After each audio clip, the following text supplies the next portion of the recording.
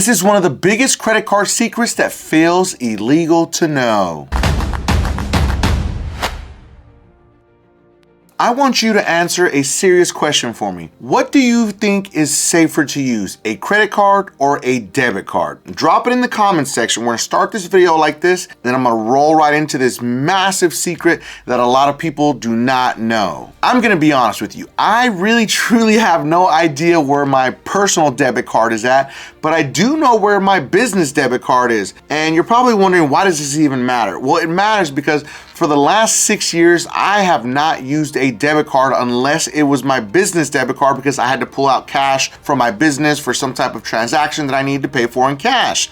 And the whole situation with even using a business debit card sketches me out also. But what if I told you that using your debit card is probably one of the most dangerous things you can do because there really are no true protections for you as a consumer when you use a debit card. When you buy something online and you use a debit card, you're literally giving your keys to your castle to everyone online. So if your debit card is jeopardized or compromised on some type of sketchy website because you were somewhere you weren't supposed to be, or you were just shopping on the internet and you decided to buy something, even Amazon, your debit card is not safe anywhere online. Usually if your debit card is compromised, that means that they literally, like I said, they have the keys to your castle and now they have access to your bank account with all of your money.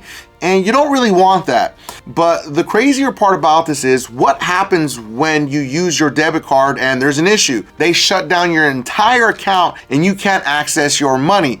And then who knows if the fraudsters actually got into your actual account and they got some money from you. If they did get some money from you through a transaction or they got access from your debit card, then how do you prove to the bank that it truly wasn't you? You have to actually go into a physical branch, fill out a form, and then give them whatever information you have to prove that it truly wasn't you. Your account can be locked up for about possibly 2 weeks without you even getting a response to figure out, okay, how do I get my money? Because once your bank account is locked, for your protection, of course, you can't even go into a physical branch to get any cash out if you wanted to. Ask me how I know. This happened to me. And I was shocked that I had no protections with a debit card. And this is exactly what changed my view and made me go down this rabbit hole that I'm gonna explain to you all about today on today's episode. But what if I were to tell you even the crappiest of credit cards have protection that you're not even aware of? Because the credit card companies want to make it seem like, hey, listen, we have purchase protection. We're protecting every single one of your transactions because that's what we do as a credit card company. But it was already there and you didn't even know it. But listen, now there are some credit card companies that go above and beyond and they do give you extra protections. Like there's purchase protection, like if it gets stolen or lost or damaged, stuff like that. But the crazy part about that is you're already covered by that. Yes, you heard me. If you use your credit card, you are covered for your purchase protection when you use a credit card without the credit card company even giving you any additional protections. That's the crazier part. This is why it's much better to use a credit card than a debit card, because a debit card doesn't give you any type of protection. All you do is you swipe your card or you put it online and they tell you congratulations, they sent you a receipt, and you hope that you actually get the item that you purchased. But that is not the same thing with a credit card. And we'll use American Express as a great example because I believe that they're one of the best credit card companies out there. Now they do have specific credit cards that will tell you, we will protect your purchase all the way up to $10,000. And you're like, whoa, that's crazy, that's insane, right? Like this is pretty dope. But then in my mind, I'm like, hold up. Aren't you already supposed to do that? So you're telling me it's up to 10,000. That's really interesting because there's actually no limit when you use a credit card because there's something that consumers have no idea exists, and it is called the Fair Credit Billings Act. Well, it's actually Fair Credit Billing Act, not billings, sorry. I want you to pay attention to the verbiage that a lot of these banks use in their advertisements. Listen, they're not stupid. This is all about legalities and making sure that everything is actually lined up perfectly so they're not misleading you. But at the end of the day, this is really funny how they word this. And we're gonna use Discover Bank because it's not just one bank, it's all of them. Trust me, because I've looked at every single one of them. Now, Discover Bank is going to tout that they're gonna give you 0 $0 fraud liability. You're never held responsible for unauthorized purchases on your Discover card. Oh, damn, are you serious? For real? That's kind of wild. Well, it is actually giving you protection. It's giving you more than the $50 protection that you're not given, because every credit card transaction that you run through a credit card is protected for anything that is above $50. Anything below $50, you actually have to be responsible for it. So they are giving you something here, but they're literally giving you $50, and that is it. Because with the Fair Credit Billing Act, you are not responsible for any unauthorized transactions that are above $50. So that's why, actually here, Discover is giving us a little bit more, but I'm using this as an example for you to pay attention. They're still using the right verbiage in there for unauthorized purchases. And that is clearly covered with the Fair Credit Billing Act that nobody knows even exists. Now let's go over to another credit card company that offers purchase protection. Now this is the Freedom Unlimited credit card. So it's going to cover your new purchases up to 120 days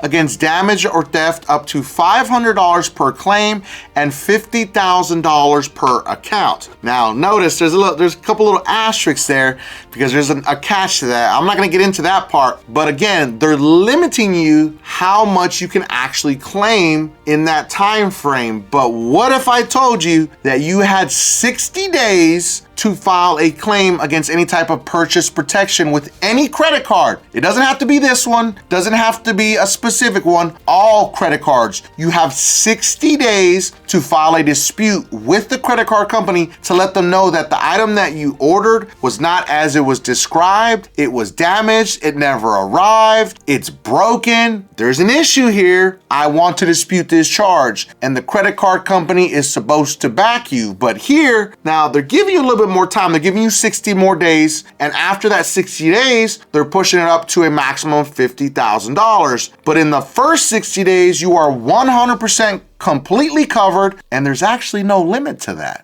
Hold on.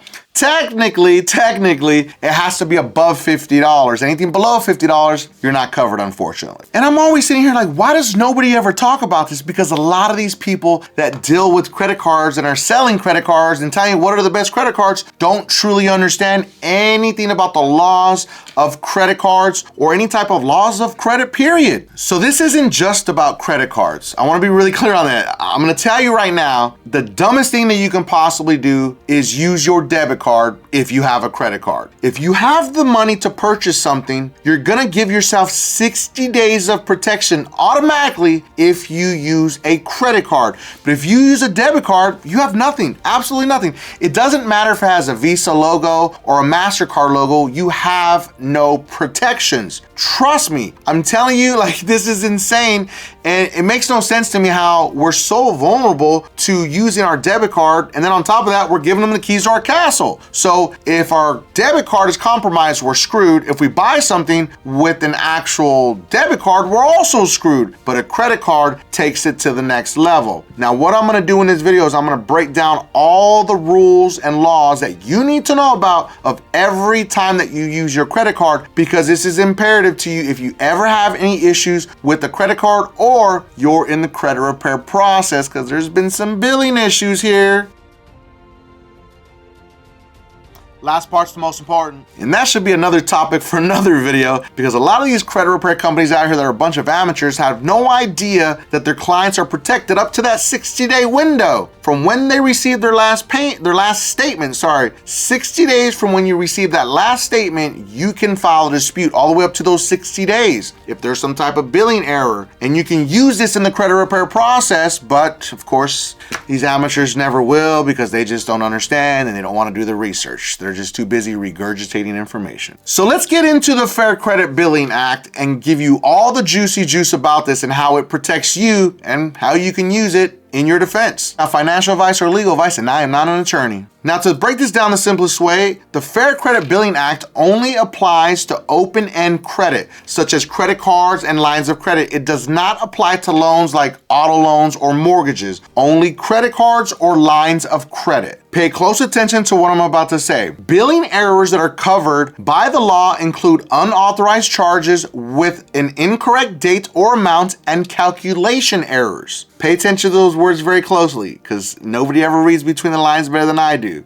Remember what I just said. Unauthorized charges with incorrect date or amount and calculation errors. For all my people that are working on your credit out there and you're looking at errors on your credit reports, guess what? There you have it. You, as a consumer, you have 60 days from the time that you receive your bill to dispute any charge with the credit card issuer or the lender. But let's break it down, every single one that you need to pay attention to. So these are the things that it covers specifically. Charges not authorized by a consumer, we cover that. Charges with the wrong date or amount. Charges for goods or services that weren't delivered. That's a huge one. Charges for goods or services that were received but were not as described. Calculation errors.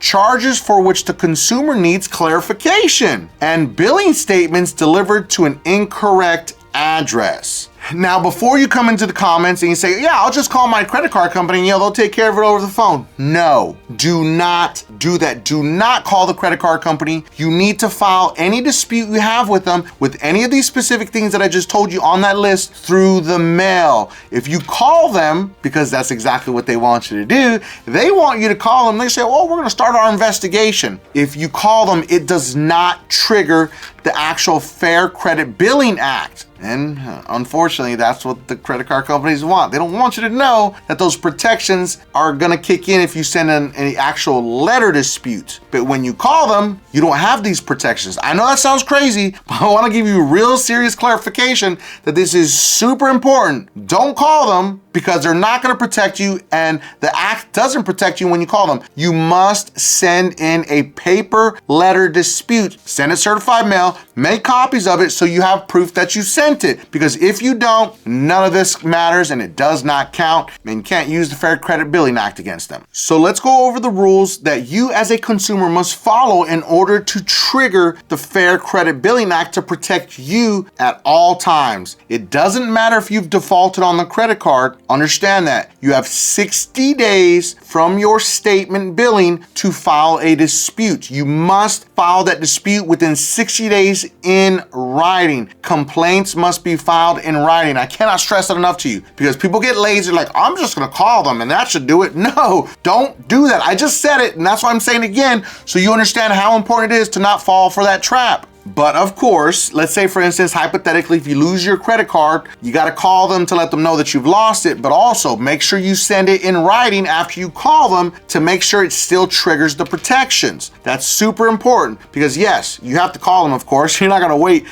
until you send a letter and then it's been like 2 weeks and then finally you get the protections that you need, and that entire time they've been racking up that credit card. And I mean, technically you're not liable for it because if you file the actual letter, but I'm just saying. Now, here's a really good one that you need to pay attention to as rules for yourself as a consumer. If a consumer has a dispute with a merchant, they can ask the card issuer or the lender to withhold payment and request that it help resolve the dispute. So basically, they're telling you is you can file a dispute, and once you file that dispute, you are not going to have to make that payment because you're going to file a dispute and you're going to let them know that, hey, listen, I'm not going to pay you until you resolve this issue with whatever your issue is on that billing statement, and they cannot report you late to the credit reporting agencies as long as you send it in writing. And this is my favorite part about this. Once you file a dispute, they cannot close your account. You heard me right. If you file an actual dispute with a letter, they can't close your account. They can't retaliate in any way, shape, or form against you. So closing an account is retaliation. They can't lower your limit. They can't decrease your access to your account, basically locking you out completely. No, they can't do any of that nonsense. They cannot retaliate against you once you file that dispute because the Fair Credit Billing Act protects you. But how do we get a violation, you ask, right? That's right. How do we get a violation, and what are the rules that the credit card issuers or other lenders have to abide by? If you file a dispute directly with the credit card company or the lender for an open-ended credit account, which is either a line of credit or a credit card, they have 30 days to send you some type of notification in the mail that they acknowledge, or they could also send it by email, I believe, but definitely we want it through mail because how do we know that we got it, right?